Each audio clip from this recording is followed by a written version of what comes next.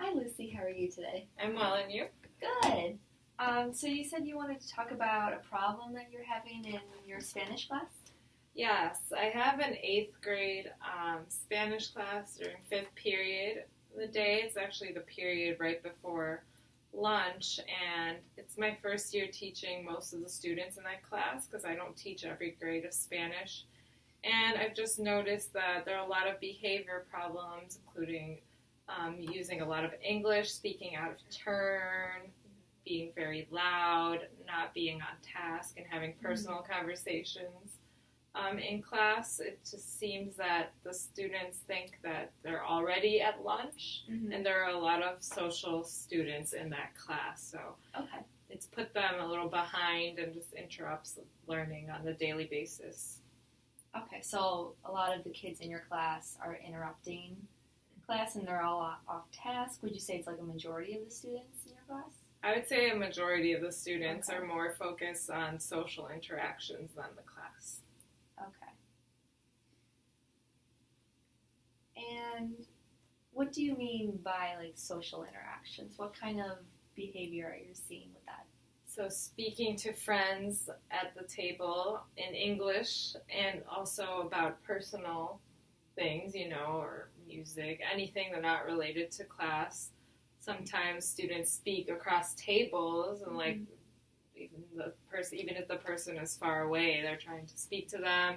Sometimes they throw things at each other or they get up and go to the other person. So those are the types of things I'm talking about. Okay. Yeah. And does that usually happen when you're lecturing or you're trying to talk to the class and then they just have their own conversations? Yeah, at times it is that. Sometimes it's when they're supposed to be working in partners or group activities, and sometimes it is when I'm trying to teach a lesson to the whole class. Okay. So we talked about several different behaviors, like just the disruption, throwing things in class, being off task, and then talking to peers when they're supposed to be paying attention or working on other assignments. So is there one specific behavior you want to target right now? Right now it is speaking to other classmates in the middle of activities or lessons. So that would be the most problematic? Yes, because that involves the most people, and that's what stops the lesson because they can't hear me talk, I can't hear myself talk, and I'm drowned out by their conversations. Okay. Yes. Okay. So it's constantly just disrupting the entire class. Yes. Okay. So let's define exactly what we mean by talking out loud in class. So what would you say would be like a good definition of what, like in a negative way? Okay. Just saying, oh, hey, did you see that YouTube video last night? Just conversations like that. And a lot of giggling. Oh, did you hear what Mr. Gargoni did? Or Mr. Polak talking about other teachers? Things like that. Those are the kinds of things I hear. And sometimes they try to engage me in just off-topic conversation, like, oh, Miss Sehun, where are you going to be tomorrow? Are you making your mixtape? I know they're trying to to make jokes with me, but there's a time and a place. If it's every day, then we don't do anything, because we're focused on the the off-topic conversations. Okay. So would you say talking to peers or being disruptive in class is talking to peers when they're not supposed to, like during lectures or assignments or small groups, and then they're talking about things that have nothing to do with and class. It's English, and it's supposed to be a Spanish class, so that's important. It's supposed to be an environment of 90% plus in target language. Okay. So, and that's the only time they see me. They only have 37 or 39 minutes of Spanish each day, so if they're using it for English, it's even fewer minutes. Yeah. So it's wasting, but it's wasting quality time for that. Yeah. Okay. So approximately when did this problem start happening in your classroom? I would say since the beginning of the year,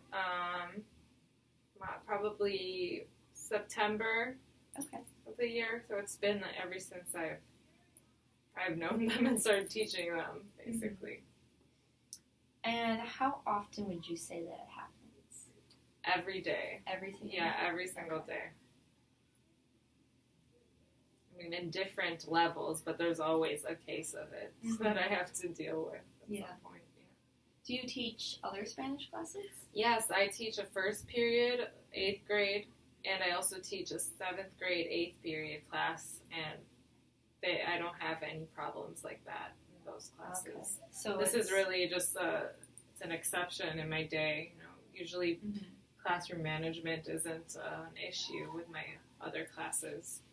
Okay.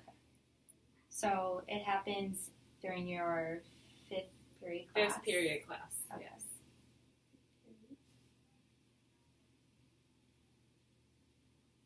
And it happens in your classroom throughout the entire period? I would say it does come and go during the period. It just really depends on the day and whatever the students are thinking. I guess sometimes they want to be quiet if I say, like something that was good today is that they have bell work when they come into the class, and sometimes they don't get quiet right away and focus when that's supposed to be what they're doing. But I said, well, if you don't finish the questions when I'm asking for volunteers, and you can't volunteer if you're not done, and you won't get any euros, which are my reward. I give them little euros that they use in their market at the end, the auction at the end of the quarter. So when I said that, a lot of them were quiet and actually started working on it. So it really depends, but it can be beginning and middle of class. It's like that. Okay. Would you say that it happens mostly during the small group or the lectures, or it's really both? It's kind of both. Yeah. Okay. It's kind of all the time.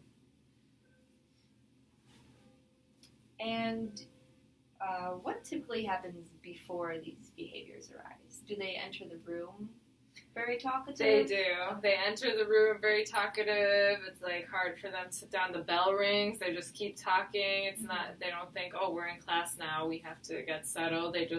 I have to ring my bell and say, okay, class has started. We have to do the bell work and get your homework out, and you have to be speaking Spanish now. Yeah, so they come in like that already. Okay. And then once they settle down, when would you see it arise again? Well, it takes them a while for some of them to settle down, so it's already in the beginning. And then once we've finished going over, I guess in the transitions, that would be the next time I see it. Okay. Not very quiet transitions or... Yeah. Okay. And when they start talking to their peers, how do you usually handle it? What's the kind of consequences you would give them? Sometimes I take euros away, so if it's the same person who's speaking English, they can lose the euros that they earned for speaking Spanish. If it's a whole class thing, I have a marble jar, and that they have to get 100 at the end of the quarter to win a party. If the whole class is speaking English, I can take those away too, because they get some, but they can be taken away, so it's their responsibility to hold on to those. Other times I'll pull somebody out in the hallway, talk to them, or I'll come stand closer to the people who are talking and remind them that they should be working.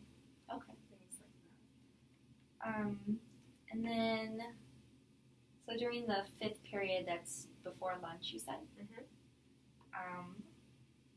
What kinds of activities in class do you see the most talking? Partner activities. Okay. Yeah, probably partner activities. And then when I'm teaching sometimes, like teaching you vocabulary, for example, and they're just supposed to be listening and answering questions, but by raising their hand. Okay. And sometimes they're trying to make jokes about things, Yeah. And how is your classroom set up? It has 5 tables. There are 20 students, so it's full. It's my biggest class, 4 chairs per table. I would prefer to have desks, but they haven't been provided to me, I don't know. It's not part of the budget, I guess, but I've requested it several times because then I could separate students more, and it's easier for them to talk if they're in a table with each other, facing each other. So. Yeah.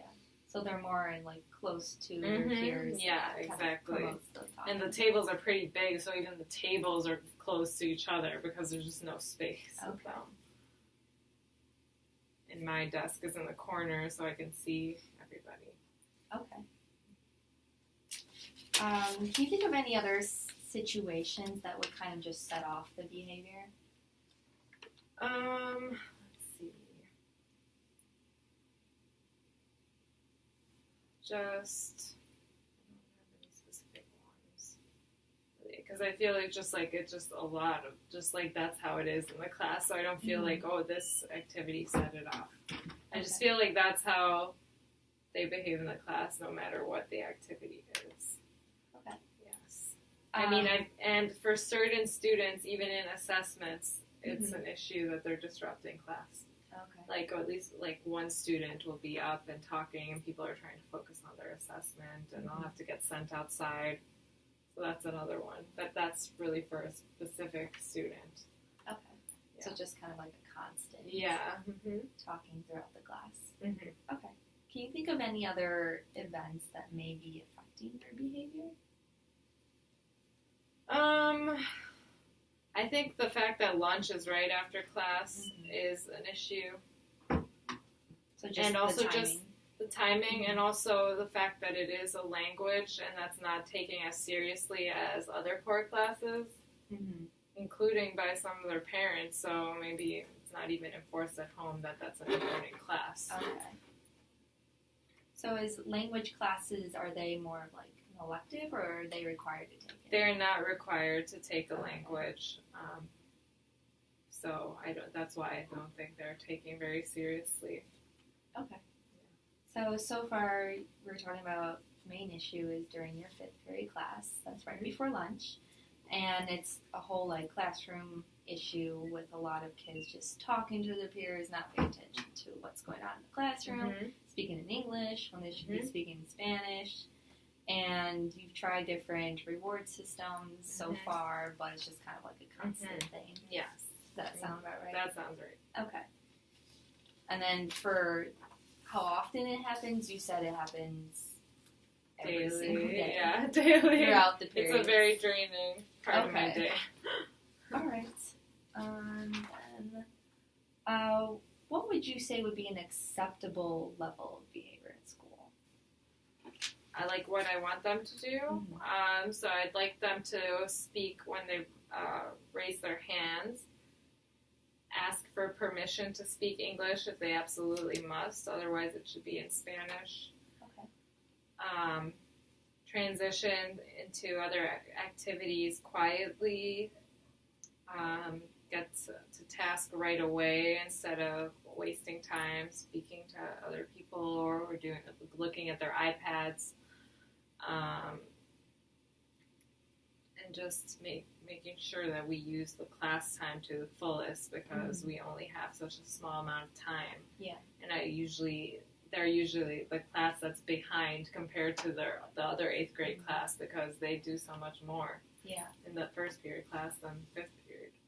Okay. So you so just want to focus and paying attention when someone is speaking. It should be only one person speaking at a time, except if it's a dialogue or activity, a partner activity, and speaking related to the classroom rather than personal issues. So you want all the issues regarding the personal talk to be outside of the classroom now when they're actually in For the now, classroom. I mean, yes. I mean, because it just distracts from the task. And if they absolutely must say something, they should be speaking it in Spanish about it. Okay. So right now you said that you had the Marvel system and then the Euros currently. Can you tell me more about how that's going? Do you think that's really effective, or is that? A lot of the students want to earn a party, but this was the first quarter that they didn't earn a party. And then some of them expressed the fact that they thought, oh, well, it's too late now. We don't have to make an effort anymore. We lost so many. There's no way we're going to get a party. And also the fact that it's a longer term reward instead of more immediate gratification. So that's why we're thinking about now short-term and long-term rewards that could help motivate them. Then with the Euros, those are also, I give the Euros right away, but then they use them at the end of the quarter as well. And I usually only give them during volunteering for bell work, like the answers to the bell work. Mm-hmm. I could give them more often, maybe, just if I hear someone really making an effort speaking Spanish, I could just go and say, oh, here are 10 euros for you, something like that, but I haven't done that. Just so many things to handle at once. Just having another thing in my hand, carrying the euros around, that's why, just because it's a lot of work to have to keep track of so many things.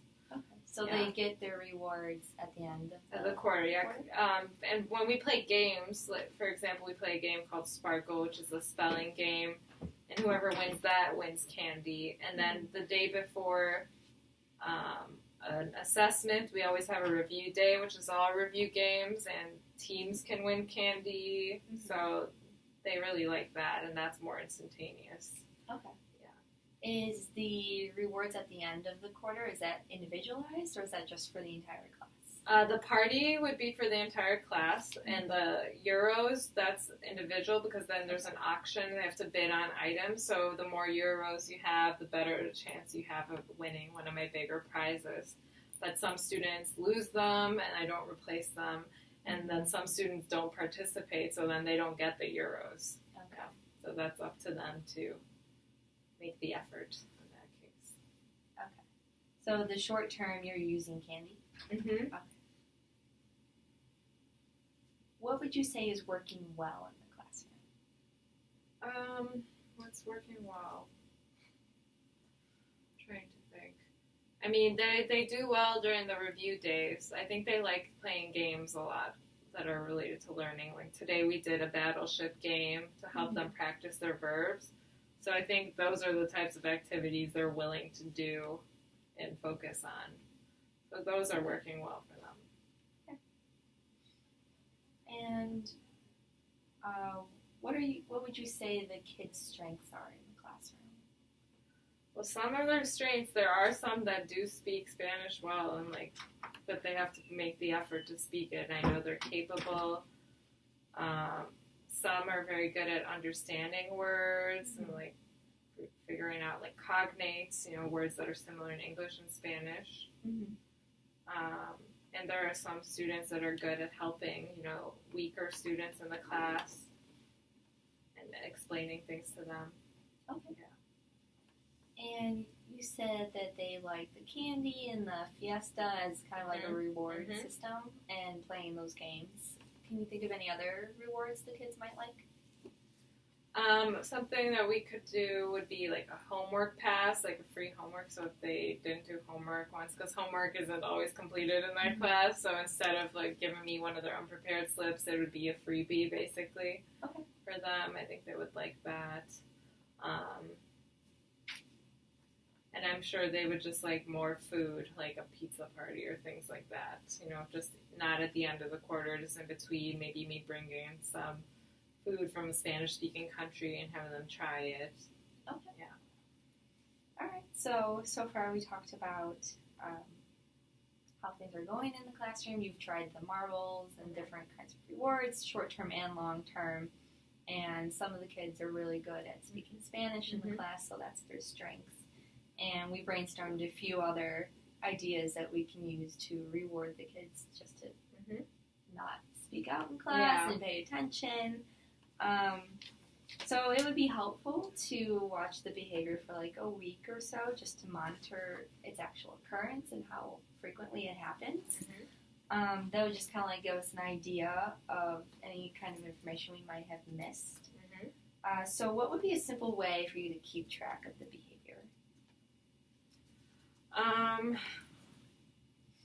Any misbehavior, really? A tally system? I could have a calendar and just have Monday, Tuesday, and just check mark as accurately as I can for how many times a behavior occurred. For the week. Inappropriate conversations. Yeah, conversations, speaking out of turn.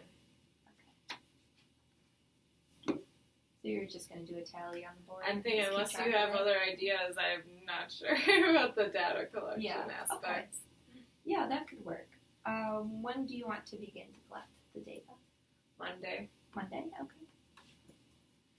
And is there another time we can get together to discuss the data and determine where to go from there?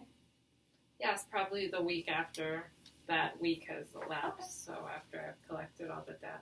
Okay, so we can do the following Wednesday when I'm back here. Yeah, is that the 15th? Yes, I think so. I'll Okay. have to double check that.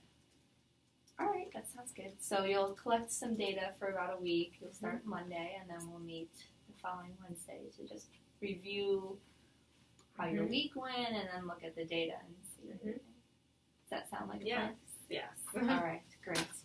Well, thank you for talking with me. Thank I you. really appreciate it. All right. Lovely.